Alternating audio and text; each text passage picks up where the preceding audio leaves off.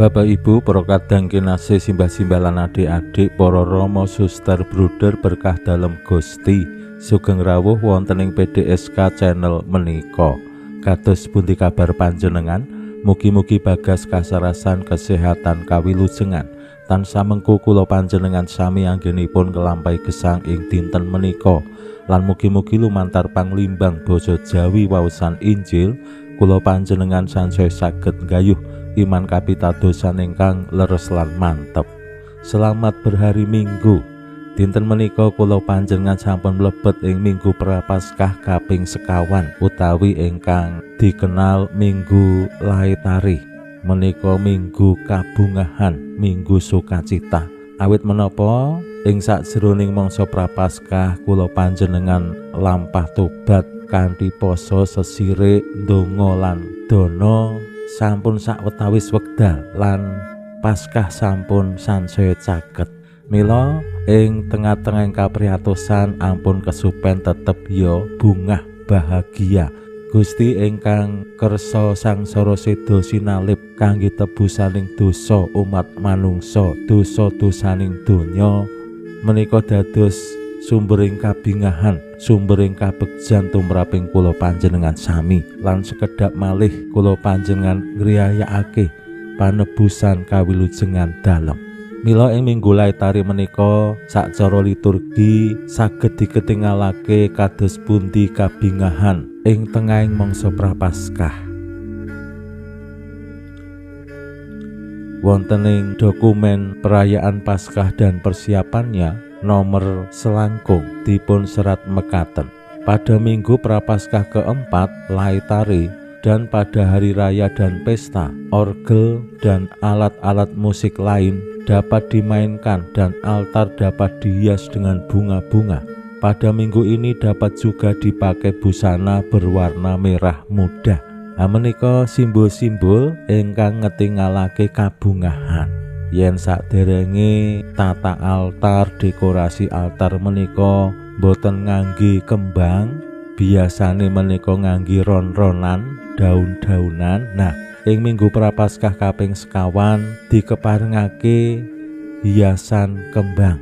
Lan alat musik menika nggih saged dipigunakake langkung meriah. Warna liturgi ingkang dipun pigunakake menika anjuran boten wajib nggih werna merah muda. Benten kalian mangsa Prapaskah sing wernane ungu. Ananging yen umpamane wonten ing kapel stasi boten gadah sing werna merah muda, ya boten napa-napa. Benjing taun ngajeng bisa diadani tumbas kain utawi kasula ingkang werni merah muda. Menika simbol kabungahan, sukacita awit sampun nglampahi laku prihatin sakjroning sekawan minggu lan kantun sekedhap malih kula panjenengan badhe ngriyayakake Paskah. Lan waosan Injil dinten menika paring pitedah dumateng kula panjenengan kados pundi tiyang ingkang estu ngraosaken kawilujengan dalem Gusti ngupadi lan berjuang asung paseksan menggaing nugra dalem ingkang agung. Mbok tantangane akeh banget. Mugi-mugi kula panjenengan sami kanthi laku prihatin nyawisaken diri ngriyayakake Paskah, kula panjenengan nggih lajeng gadahi kekuatan daya juang anggenipun asung paseksan ing tengahing masyarakat. Tantangane apa wae wani diterabas, rawi-rawi rantas malang-malang putung. Saengga nugraha panebusan dalem menika nggih lajeng dikenal ditampi dening sansaya kathah tiyang. Pramila monggo kita pirengaken sabda dalem Gusti ing dinten menika lan kita wiwiti kanthi sembayang sawetawis. konjo ing asma dalem Yang Rama saha Yang Putra tuwin Yang Roh Suci. Amin. Suwawi sami munjuk Gusti Yesus sabda dalem Yang Rama ingkang sampun manjalma, mugi karsa ngandika dhateng kawula wonten ing asepen ing telenging manah kawula. KBKO kegiatan lan panglipur ingkang manjing ing sabda dalem kapenuwana kawula mawi ro ing kawicaksanan dalem. Mugi-mugi srana anggen kawula maos lan mirengaken sabda dalem, kawula sansaya nunggil ing sampeyan dalem. Amin. Waosan Injil kapetik saking Injil Yohanes bab 9 ayat 1 ngantos dumugi 51. Nalika samono Gusti Yesus pinuju tindak priksa ana wong wuta wiwit lair mula. Para murid padha nyuwun priksa, "Bapa Guru, sinten ingkang kadosan, piyambakipun piyambak menapa tiyang sepuhipun dene tiyang menika wuta wiwit lair mila?" Gusti Yesus paring wangsulan, dudu wong iku lan dudu wong tuwane sing dosa, nanging amrih pakaryaning Allah kawedhara ing dheweke. Sasuwene isih padhang aku kudu nindakake pakaryane kang ngutus aku. Wengine bakal teka lan ing kono ora ana wong sing bisa makarya. Sasuwene aku isih ana ing donya, aku sing dadi pepadhanging jagat. Sawise ngandika mangkono mau, Gusti banjur kecoh ing lemah kaulet lan uletane kagem ngleleti mripate wong mau. Gusti nuli dawuh, "Kono raupa ing blumbang Siloe." Siloe tegese utusan. Wong mau mangkat raup lan bali wis weruh. Tangga teparune lan sing biyen padha wanuh nalika pepriman padha alok. Handa iki dudu wong sing gawene ngemis kae. Ana sing kandha, iya bener, nanging ana maneh sing kandha, dudu wae mung madha rupa. Dene wonge dhewe kandha, bener pancen aku wonge. Ana sing banjur takon, "Kepriye bisane melek mripatmu?" Wangsulane, "Wong sing asma Yesus gawe uletan lemah banjur dileletake ing mripatku karo dawuh, 'Kono raupa ing blumbang Siloe.' Aku mangkat, raup lan weruh temenan." Ana maneh sing takon, "Saiki wonge ana ngendi?" Wangsulane, "Embuh, ora ngerti." Wong sing maune wuta mau banjur digawa ngadhep para Parisi. Nalika samono dina Sabat, kalane Gusti ngulet lemah lan buka mripate. Saiki genti para Parisi sing nakoni, "Kepriye bisane weruh?" Wangsulane, "Mripat kula dipun leleti uletan siti, kula lajeng raup lan saged sumerep." Ana wong Parisi sing padha celathu. Wong iku genah dudu utusaning Allah, awit ora nucekake dina Sabat, nanging liyane nyambungi, "Lah yen wong dosa apa bisa gawe mukjizat sing samono gedene?" Wong-wong padha dredah dhewe. Nanging banjur ana sing takon, "Yen kowe saka rumangsamu sing buka mripatmu iku wong apa?" Wangsulane, "Menika genah nabi." Nanging wong-wong Yahudi padha ora ngandel yen wong iku maune wuta banjur bisa weruh. Mula wong tuane wong sing mentas waras bisa weruh mau diundang lan ditakoni, "Handa iki anakmu sing jarene wuta wiwit lair mula, kepriye bisane weruh?" Wong tuane mangsuli, "Kula yakin menika anak kula lan wuta wiwit lair mila. Wondene sakmenika saged sumerep, kula boten ngertos larah-larahipun utawi sinten ingkang buka mripatipun. Kula injih boten mangertos. Kula aturi dangu piyambak, larinipun sampun dewasa, saged matur piyambak."